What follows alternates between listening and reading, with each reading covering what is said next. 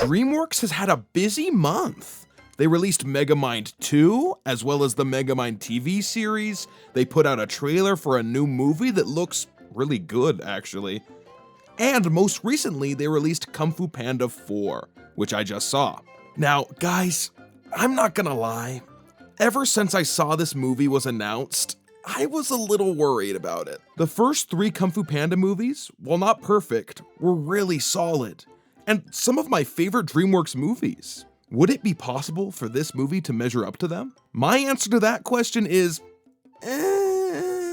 Before I say anything else, I want to quickly throw out a spoiler warning. If you haven't seen this movie and want to, I suggest you pause the video, go see the movie, and come back after. Okay, with that out of the way, let's get into the stuff I liked about this movie.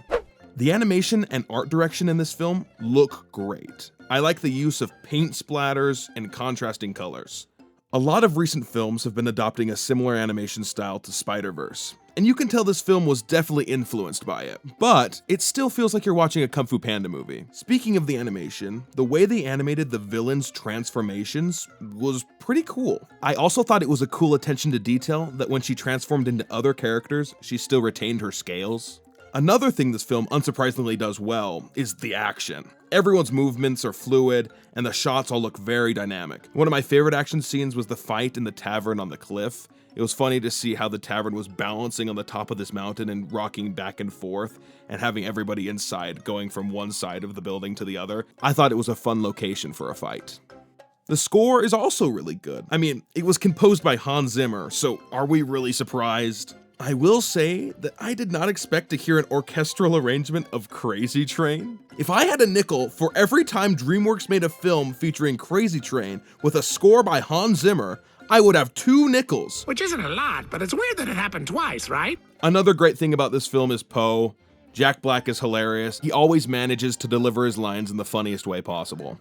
Awkwafina was also alright. I didn't find her too annoying, so I guess that's good. Okay, now time to move on to some of the things I didn't like as much. I have to admit that I don't love the fact that this movie centers on Poe finding a new dragon warrior.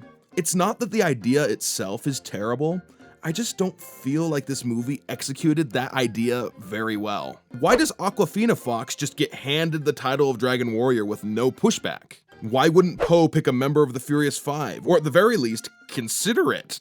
Oh, that's right, because they're not in this movie!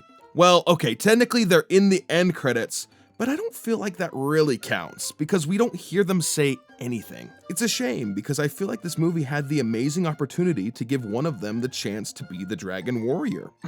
Tigress. Or, at the very least, show their reactions to yet another random stranger stealing the title from them. Another thing in this movie which didn't completely land for me was, unfortunately, the villain. Which is really sad because the Kung Fu Panda series has really good villains. I definitely think the Chameleon might be the weakest villain in the franchise so far. Her ability to shapeshift and steal people's Kung Fu abilities is cool, but compared to previous villains, specifically Tai Lung and Zhen, she's just not that interesting. I'd say it's because she lacks the depth that they had. I also feel like there was a missed opportunity to have her use her shapeshifting abilities more. At the beginning of the film, she pretends to be Tai Lung. And initially, I thought, oh, that's really cool. She's transforming into Poe's different villains to throw him off of her scent. Nope! The fact that she was Tai Lung at the beginning of the movie means absolutely nothing. They learn that it's the Chameleon almost immediately. There's no mystery at all. It really feels like there was no point to her pretending to be somebody else at the beginning of the film. I also think her whole shtick of bringing villains back from the spirit world to steal their kung fu isn't super creative. It also feels very similar to what Kai was doing in the third movie. Also, why is Kai back? Didn't he die in the spirit realm? So wouldn't he not be a spirit? I don't know how this works. I also think that it's really funny that Poe gets the respect of all of his villains at the end of this movie.